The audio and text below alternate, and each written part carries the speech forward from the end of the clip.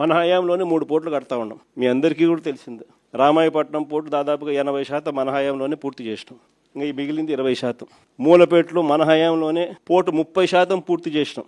ల్యాండ్లు పూర్తి చేసినాం, పర్మిషన్ పూర్తి చేసినాం, ఫైనాన్షియల్ క్లోజర్ పూర్తి చేసినాం, డబ్బులకు ఇబ్బంది లేకోకుండా దానికి సపరేట్ బ్యాంక్ అకౌంట్ క్రియేట్ చేసి సపరేట్గా దానికి లోన్ శాంక్షన్ చేసి సపరేట్గా దానికోసం చేసినాం. మూలపేట అయినా, రామాయపట్నం పోర్ట్ అయినా, లేదా మచిలీపట్నం పోర్ట్ అయినా. మచిలీపట్నం కూడా 30% పూర్తి అయిపోయింది మన హయాంలోనే. ఈ రోజుకి 2 ఏళ్ళు అయిపోయింది. అన్ని చోట్ల పనులు ఆపేసినాడు. వీళ్ళకి సంబంధించిన వాళ్ళకి సబ్ కాంట్రాక్ట్, వీళ్ళకి సంబంధించిన వాళ్ళకే వాళ్ళని తప్పించి కాంట్రాక్ట్, వీళ్ళకి సంబంధించిన వాళ్ళకి కాంట్రాక్ట్లు ఇప్పించుకోవడంతో కనీసం అదన్న పనులు జరుగుతున్నాయంటే లేదు, అది కూడా అయిపోయినా. ఏమంటే తొందరగా పని అయిపోతే జగన్ క్రెడిట్ వస్తుంది కాబట్టి పనులు ఆపి ఆడ చుట్టుపక్కల భూములు మళ్ళా వీళ్ళ మనుషుల చేత కొనుగోలు చేయించే కార్యక్రమాలు మచిలీపట్నంలో వాళ్ళు మొత్తుకుంటున్నారు.